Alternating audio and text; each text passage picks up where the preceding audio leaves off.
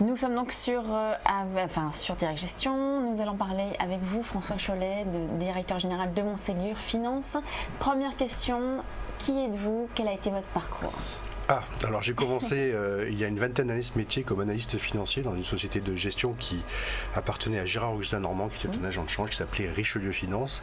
Et le stage a duré une dizaine d'années puisque j'ai fini directeur général de cette structure avant de créer en 2004 Montségur Finance avec Alain Crouzat et Louis qui est dessus, qui sont aujourd'hui mes associés. Et ça fait maintenant une dizaine d'années que nous avons amené cette société de gestion à peu près un petit millier de clients et 350 millions d'actifs sous gestion, quasiment exclusivement en gestion privée, c'est-à-dire c'est des clients que nous avons en direct et dont nous nous occupons au quotidien. Donc grande stabilité du côté de Montségur. Et des équipes également, oui, tout à fait. Les gérants sont là quasiment depuis le début. Il y a 8 personnes à la gestion aujourd'hui. Simplement la directrice de la gestion qui nous a rejoint il y a 2 ans, qui venait de Comgest. Elle s'appelle Claire Rodrigue. Très bien. Il y a des performances aussi chez Montségur, notamment avec ce fonds dont vous allez nous parler, François Chollet.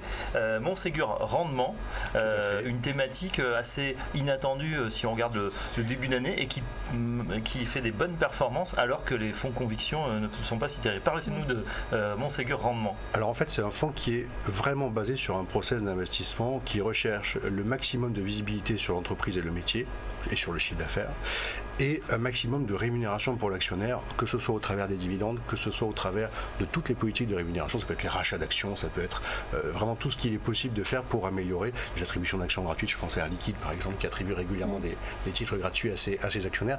On regarde tous ces éléments-là et on cherche des métiers avec beaucoup de visibilité et cette rémunération, et c'est un process qui est très stable depuis le lancement de ce fonds-là et qui a généré quasiment tous les ans de la surperformance. Je dirais que l'année dernière était simplement, je crois, une des rares exceptions, mais on l'a largement rattrapé cette année puisque ce fonds est autour de 10% de performance depuis le début de l'année. On essaie d'éviter. Vu le contexte actuel.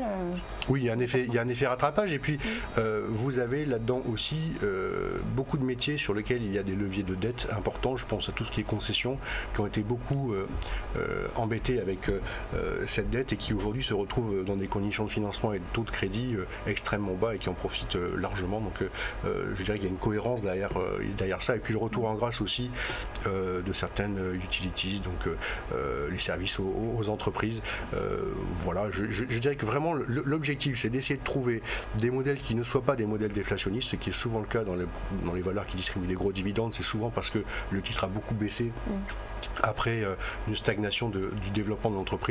Mais là on est dans des phases où on cherche un petit peu de croissance, c'est-à-dire que l'entreprise est capable malgré tout de se développer, pas forcément de manière très conséquente, de façon à ne pas consommer le flux de cash généré et de trésorerie générée, et on cherche un retour à l'actionnaire important et beaucoup de visibilité sur les métiers. Qu'est-ce que je peux citer comme exemple? Alors on a Orange qui est une des plus grosses valeurs que nous ayons en portefeuille, qui est en hausse de 40% depuis le début de l'année. C'est vrai que c'est pas forcément quelque chose qu'on aurait pu imaginer, c'était une vraie conviction que nous avions mis dans le fond.